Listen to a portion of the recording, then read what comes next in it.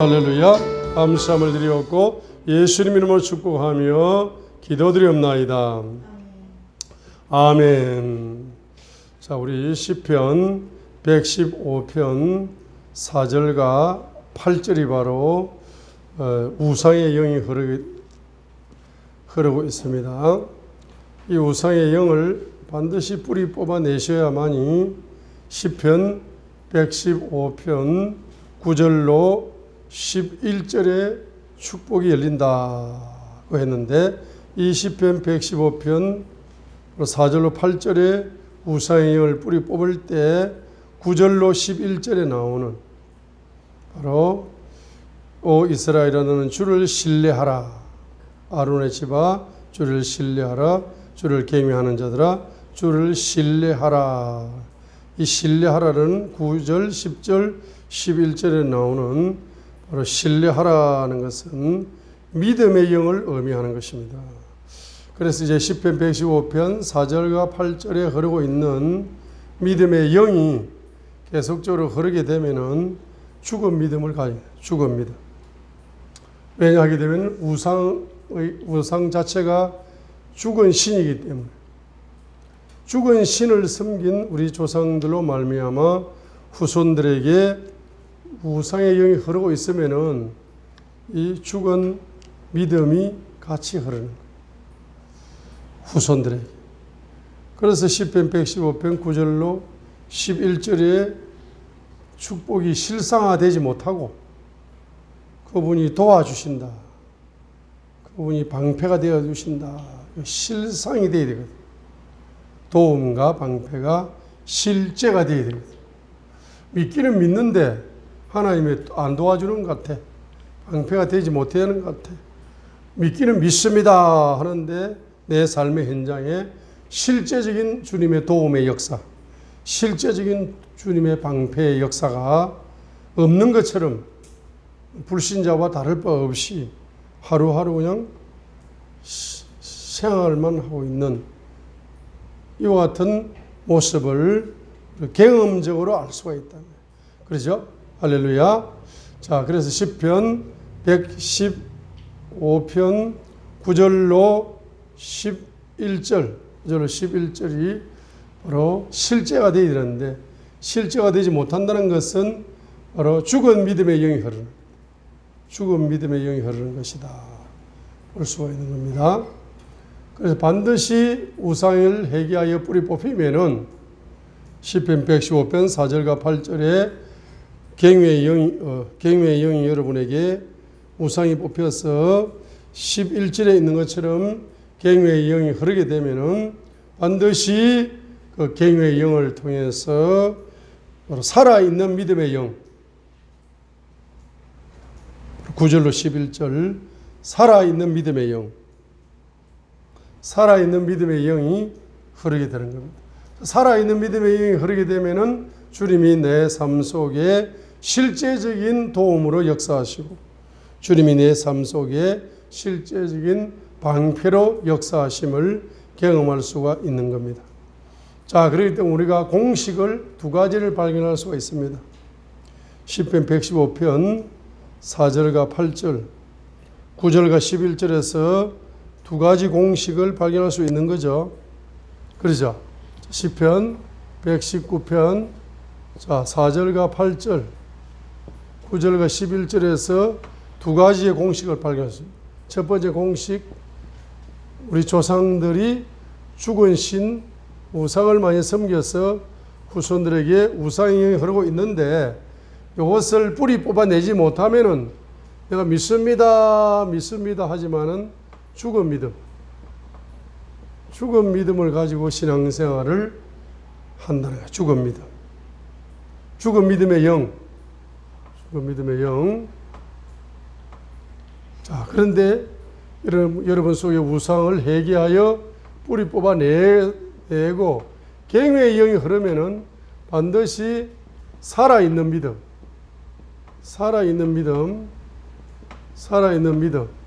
그리고 죽은 믿음, 야고보서 2장 26절이잖아요. 살아있는 믿음, 야고보서 2장 22절이잖아요. 이 두 가지 공식이 딱 나온다. 두 가지 공식.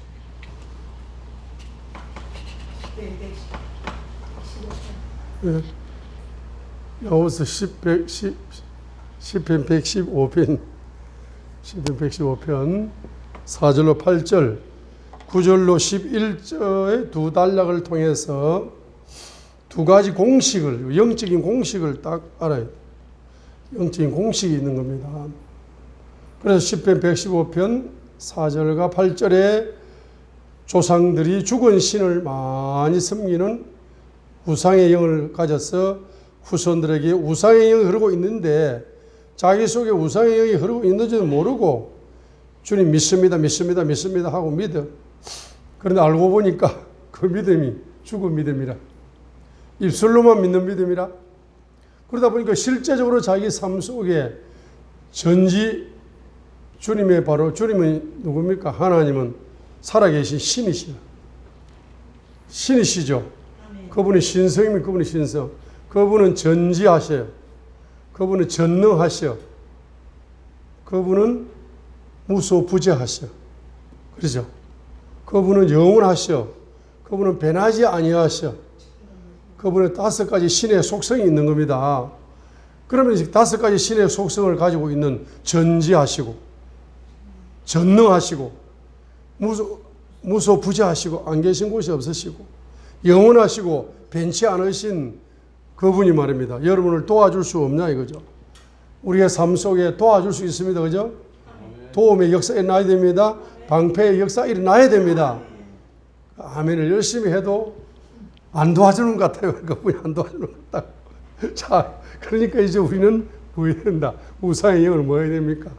회개하셔야 돼. 그래야 주님의 피를 만나가지고 십자가의 피 속에서 우상의 영이 뽑혀 나가야 돼. 죽은 믿음의 영이 뽑혀 나가야 돼. 그럼 뽑혀 나갔다는 증거로 계명의 영이 흐르고 있습니다. 여러분 속에 계명의 영이 흐르고 있다는 증거로 바로 여러분 속에 살아있는 믿음의 영이 흐른다 말이죠. 그 살아있는 믿음의 영이 흐른다. 계명의 영도 흐른다. 살아있는 믿음의 영도 흐른다. 이게 10편 115편 바로 11절의 계명의 영이죠. 계명하는 자들아. 11절 계명의 영, 또 9절 믿음의 영, 10절 믿음의 영, 신뢰하라, 신뢰하라, 믿음의 영이죠. 11절에 갱매하는 자들아. 갱매의 영이죠. 그래서 10편 115편 바로 9절로 11절에서 하나의 공식이 나옵니다. 갱매하는 영을 가지게 되면은 반드시 무슨 영이 흐른다? 믿음의 영이 흐른다 말입니다. 자, 그래서 믿음의 영이 흐르는 살아있는 믿음을 가지게 된 살아있는 믿음을.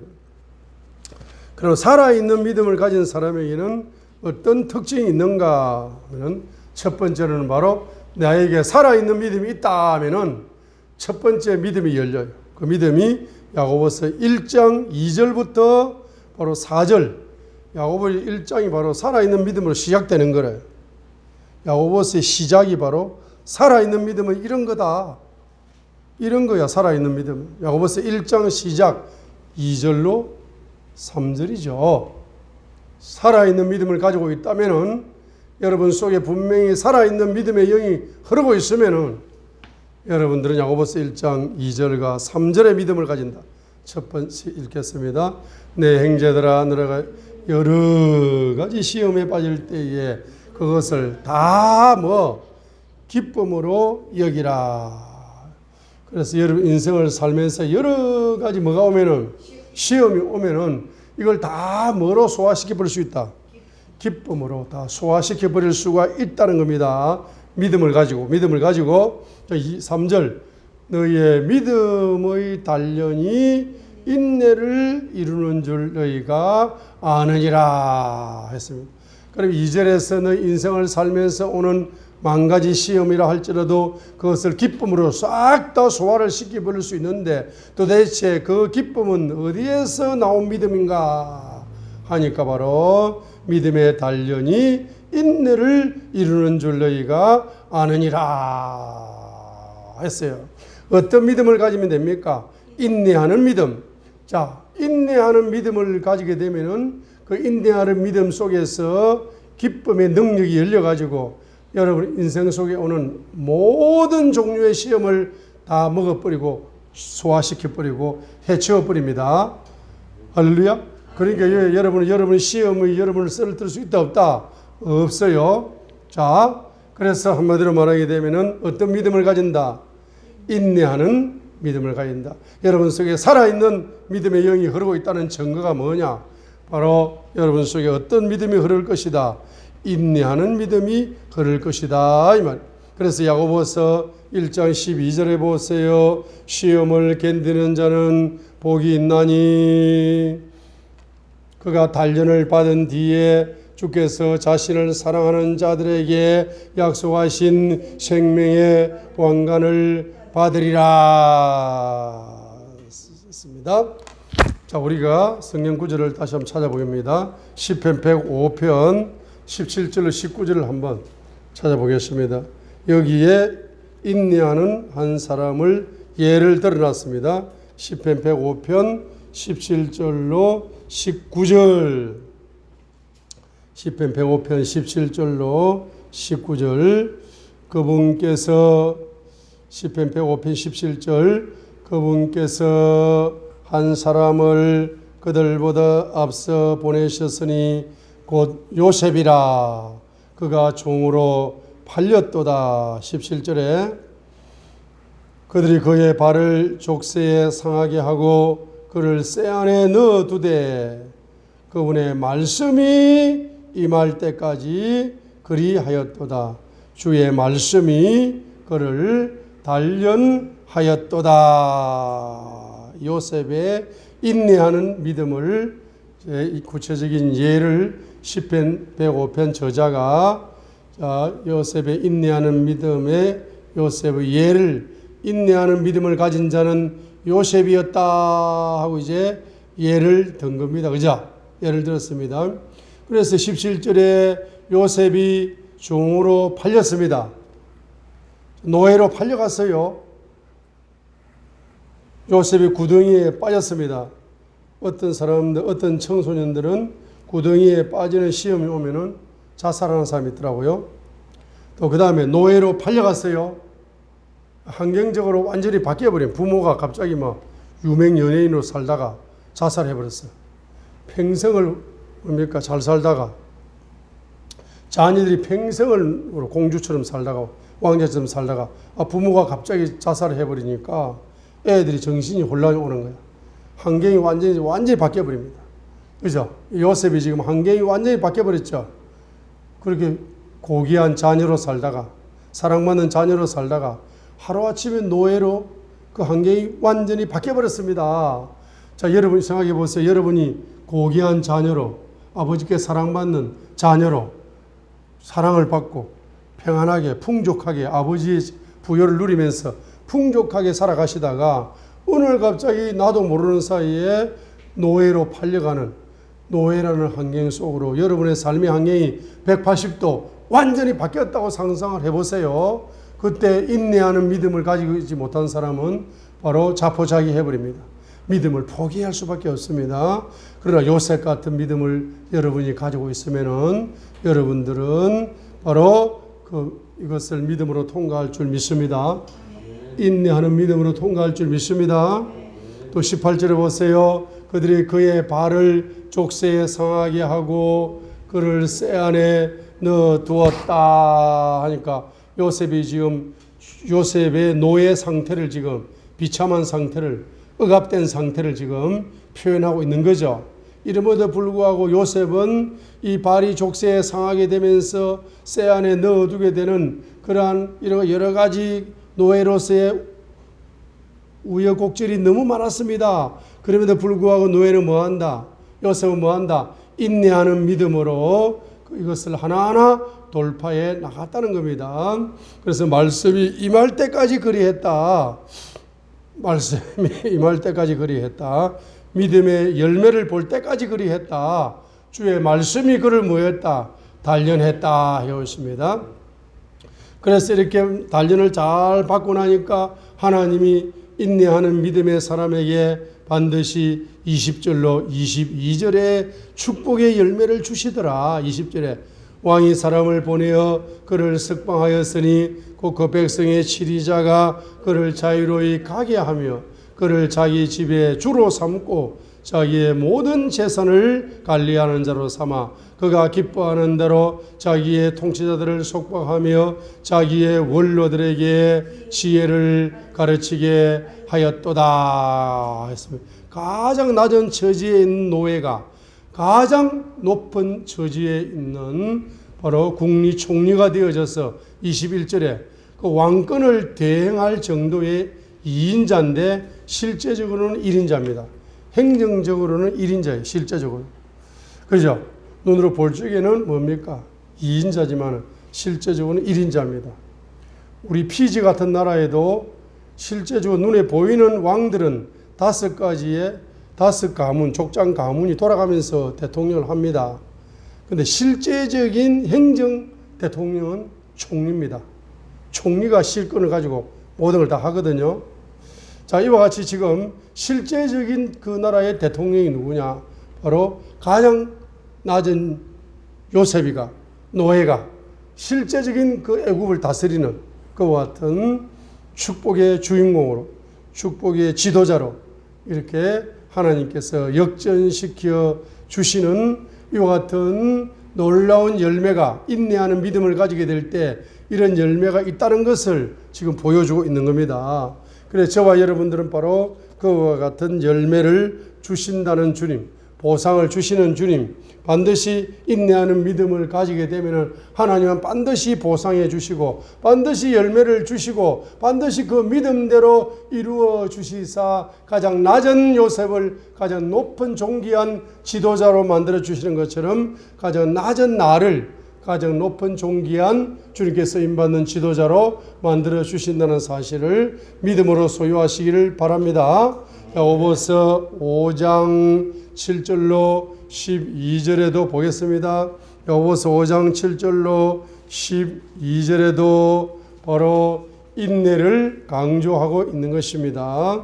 특별히 세 분야의, 세 종류의 인내, 어떤 인내입니까? 첫 번째는 농부의 인내를 지금 이야기합니다. 예를 든 겁니다. 비유 든 겁니다. 농부처럼 인내할 수 있다. 여러분들에게 믿음의 영이 흐르면은, 여러분들에게 살아있는 믿음의 영이 흐른다면은, 여러분들은 농부 같은 믿음을 가질 수가 있다. 농부 같은 인내를 가질 수가 있다는 겁니다. 그렇죠? 7절에 그러므로 형제들아, 주께서 오실 때까지 뭐해라? 인내하라. 언제까지 인내할 수 있습니까? 주님이 다시 오실 때까지, 우리 주님이 재림하실 때까지 우리는 인내할 수 있습니다. 7절에 주님이 오실 때까지 인내할 수가 있습니다. 그죠? 구체적으로 보라, 우리 영의 눈을 열어줍니다. 보라라는 단어를 썼습니다. 영어 성경에서는 보라라는 단어를 씁니다. 영의 눈을 열어줍니다. 보십시오. 누구를 봅니까? 농부를 보세요. 농부. 야고보서 5장 7절에 농부를 보세요. 야고보서 5장 7절에 농부를, 농부. 야고보서 5장 7절에 농부를 보세요. 농부가 어떤 모습을 봅니까? 농부가 땅에서 나는 귀한 열매를 바라보고 이른 비와 늦은 비를 바를 때까지 오랫동안 그것을 위해 인내하느니라. 농부가 늦은 비와 이른 비를 바를 때까지 오랫동안 그것을 위해서 땅에서 나는 귀한 열매를 수확할 때까지 농부가 뭐 한다는 것입니까? 인내한다는 것입니다. 그래서 우리가 바로 인내하는 농부처럼 인내하는 믿음을 가진 사람, 이 사람이 바로 자기 속에 살아 움직이는 믿음의 영을 가진 사람이다. 살아 움직이는 믿음의 영을 가진 사람은 적어도 몇 년 단위로 인내한다. 적어도 1년 단위로 인내한다. 1년 단위로. 농부는 1년 단위로 농사를 짓습니다. 물론 뭐 3년 단위, 5년 단위, 10년 단위 이렇게 농부가 그 단위에 따라 다 다르지만은 일단 가장 짧은 단위가 한 1년 정도 되는 것 같습니다. 그러면 이제 봄에 씨를 뿌리고 여름에 가꾸고 겨울에 열매를 거둘 때까지 계속 뭐 하는 겁니까? 그것을 인내하면서 농부가 농사를 짓는 것처럼 믿음 생활을 그렇게 꾸준히 하라, 꾸준히. 열매를 바라보면서 인내하면서 꾸준히 믿음의 농사를 지어라는 이야기죠. 자, 그 다음에 10절에 보면은 내 형제들아 주의 이름으로 말한 선지자들을 고난당하는 것과 인내의 본으로 삼으라 했습니다. 구약에 나오는 이 선지자들을 보십시오. 그 선지자들의 고난, 그 선지자들의 인내의 본으로 삼으라고 했습니다. 그래서 예레미야는 설교만 하면은 핍박을 받아. 예레미야는 설교만 하면은 고통이 와. 예레미야는 설교만 하면은 사람들이 쌍수를 들고 반대를 해. 그런 설교 하지 마라. 제발 목사님, 제발 부흥단체에 와서는 그런 설교 하지 말라고. 부흥단체에 와서는 축복받아라, 축복받아라. 그런 것만 해도 시간이 부족한데 뭘 회개하라. 얼마나 듣기 싫은 소리를 하면은 여기 온 사람들이 뭐 회개가 부족해서 앉아 있는 겁니까? 하면서. 자, 그러니까 이제 예레미야가 지금 입만 열면은 뭡니까? 똑같은 설교를 한다. 예레미야는 입만 열면 똑같은 설교해요. 자기 선배 목사님이 축복 설교만 해라. 제발 부흥사 단체까지 와가지고 부흥 강사 단체에서 파송을 받아서 부흥회를 인도하면은 좀 복받으라는 설교를 좀 하면 되지. 아직까지 그 회개하라는 설교를 언제까지 고리타분하게 하고 있는 거야. 목사가 돼가지고 이러면서 선배들이 계속 식사 시간에 쫑구를 줘도 이 사람은 구세어라 검수라. 예레미야 선지자는 끝까지 하나님께 받은 것만 나는 전할 뿐이다. 듣기 싫은 놈은 듣지 말고 듣고 싶은 사람은 들으세요 하면서 자 계속 그러면 예레미야 선지자처럼 여러분이 예레미야 선지자와 같은 그와 같은 인내하는 믿음을 가지고 있습니까? 하나님이 과거에 여러분에게 주셨던 사명에 대하여 그 사명을 지금도 죽을 때까지 계속 인내하면서 한결같이 누구처럼? 노아처럼. 노아가 그냥 방주를 한번 지었다 그러면은 막 1년만 짓고 끝날 줄 알았더만 10년만 짓고 끝날 줄 알았더만 20년만 짓고 끝날 줄 알았더만 50년만 짓고 끝날 줄 알았더만 똑같은 행동을 100년을 하고 있는 거예요. 100년을 방주를 짓는다고. 야, 저거 이해할 수 없는 바로 노아의 인내하는 믿음이죠. 할렐루야. 자, 여러분 과거에 여러분 젊었을 때 하나님이 너는 이런 사명을 감당하라 하고 하나님이 사명을 주셨습니다. 그런데 교회에서 은퇴했을 뿐이지 은퇴가 없어요. 그러잖아요. 더 큰 교회를 주신 거야. 대한민국 남북교회 사우스 코리아 처치, 노스 코리아 처치, 북한교회, 연합교회 눈에 보이지 않는 그러한 교회를 여러분이 주신 거라. 그 여러분이 뭡니까? 이제 좁은 교회를 섬기다가 공간적인 교회를 섬기시다가 이제 은퇴하시고 나면은 더 넓은 연합교회를 섬기는 거예요. 그죠? 남한교회, 북한도 교회, 남북합작교회, 앞으로 통일시대를 대비하는 통일교회, 그죠? 교회를 섬기는 겁니다. 그렇기 때문에 은퇴만 했을 뿐이지 여러분의 사명은 뭡니까? 그대로 유지시키고 발전시켜 나가야 된다. 확장시켜 나가야 되는 거라. 할렐루야. 자, 그래서 여기에서 나오는 누가 나옵니까? 바로 선지자들. 그러면 여러분이 아무리 고난이 많아도 사실 여러분이 당하는 고난은 예레미야가 뭡니까? 자기의 사명을 감당하려고 하다가 당하는 고난입니까?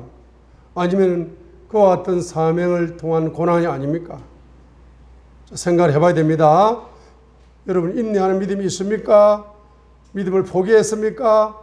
끝까지 예레미야처럼 여러분 처음 가는 그날까지 여러분에게 주신 사명을 끝까지 감당하면서 따라합니다. 핍박의 밥을 먹자. 핍박의 국물을 마시자. 핍박의 김치 깍두기를 먹자. 자, 여러분이 핍박의 김치 깍두기를 먹으면서 핍박의 밥을 먹으면서 계속적으로 야고보서 5장 10절에 있는 것처럼 인내하는 믿음을 가지고 끝까지 나아가는 자가 뭡니까? 그 사람이 바로 뭐하는 사람이다? 믿음의 영을 가진 사람이다. 살아있는 믿음의 영을 가진 사람이다. 11절에도 보세요. 어떤 사람은 요업 같은 사람이 있잖아. 야고보서 5장 11절 보라 참는 자들을 우리가 행복한 자라 여기나니 너희가 욥의 인내를 들었고 주께 주신 결말을 보았거니와 주께서는 지극히 동정심이 많으시며 친절한 긍휼을 베푸는 분이시니라 했습니다. 여러분 욥처럼 인내하는 믿음을 가지고 쭉 나아가게 되면 끝이 온다. 결말이 온다.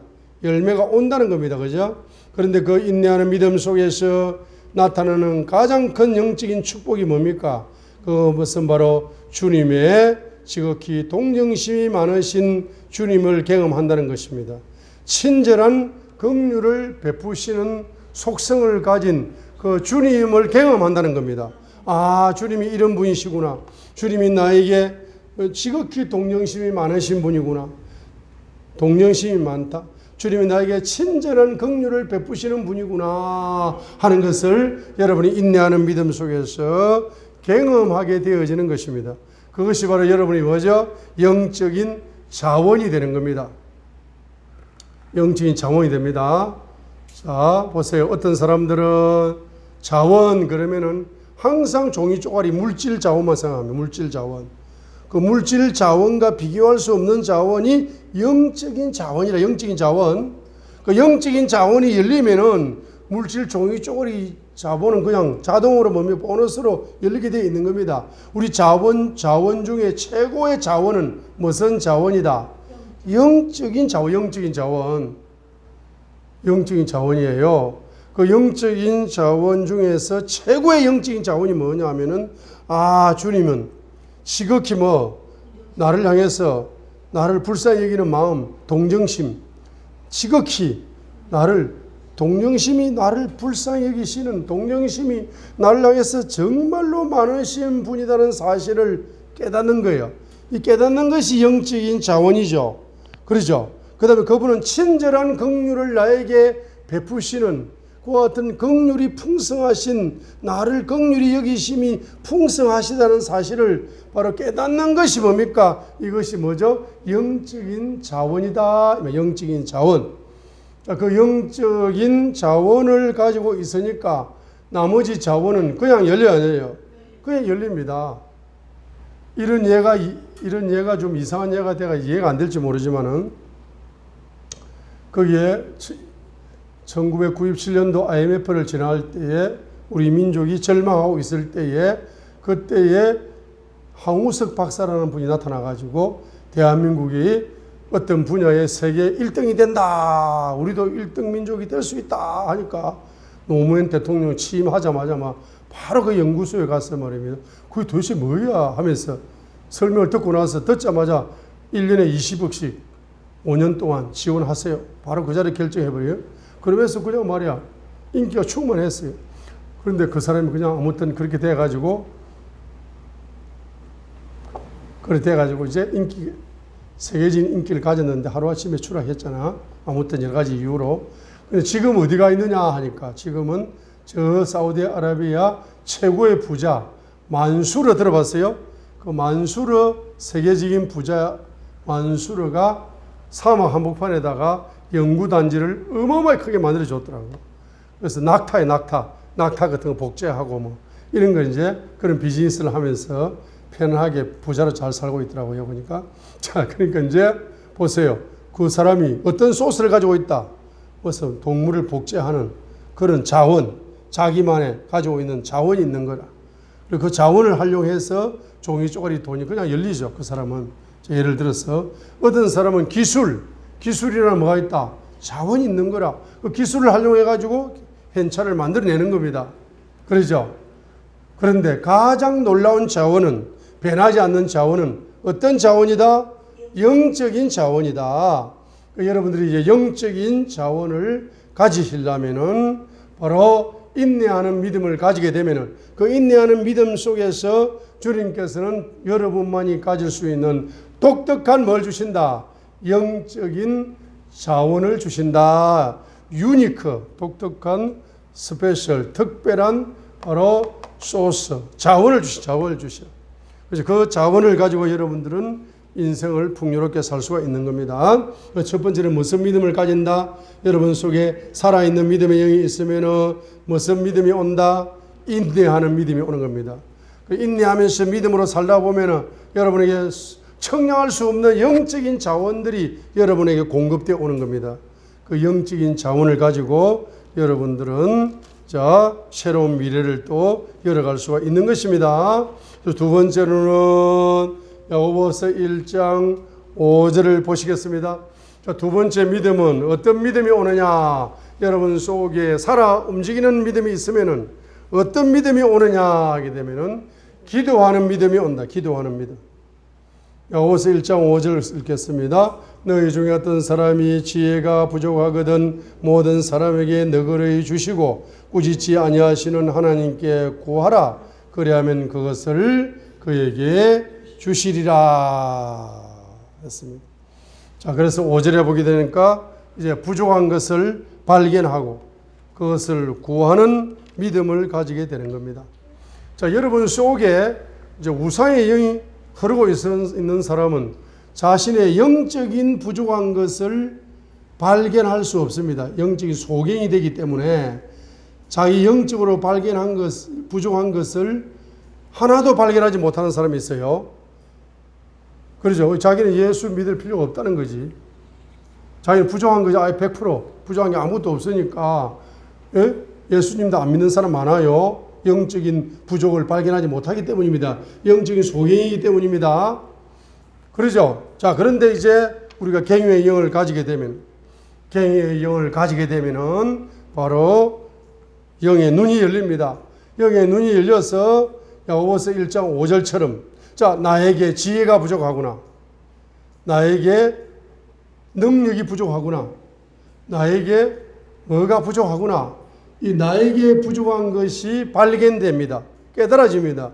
그 나에게 발견되고 부족한 것이 발견되고 깨달아진 것을 구하는 것이 바로 기도라는 겁니다.